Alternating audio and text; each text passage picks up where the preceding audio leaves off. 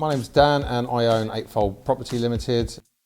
We're a property company that deals with short-term lets, long-term lets, student lets, commercial property, commercial management, block management and anything in between. Musical background, I started when I was about 15, playing in the usual covers bands. Merged onto doing my own stuff with Thrill Cream and Special Patrol, with Steve Addison, The Love Affair, and a little bit with Paul Weller and some people like that. Gave it all up to become an estate agent.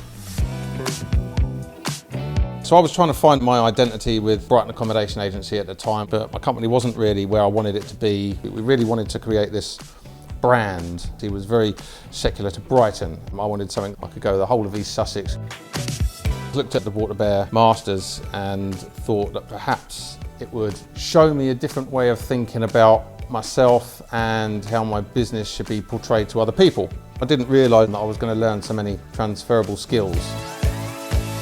I managed to reconnect with some of the local Brighton guys. Mike Ross, for instance. I met him at the Water Bear Open Day, contacted me through Facebook, ended up playing on his album release, which is very nice for someone who hasn't played bass for 15 years. When it comes to my final project, I wanted to do something with my daughter as an artist. We basically created songs, recorded them, we made the music videos, but then it was to try and find where that target audience was.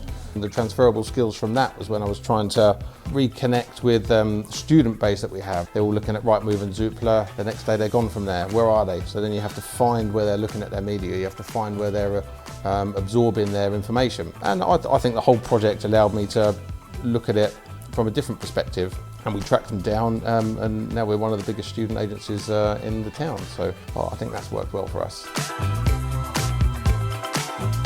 I had done nothing academic since my GCSEs, so to go back at 44 and try and think academically was a real eye-opener. You know, I hadn't written an essay, I hadn't analysed or taken data and tried to transfer it into something else. And to be able to do that meant that I can now do it here. Evaluate, change and improve and evolve into, like I said before, into the project that I know we can be.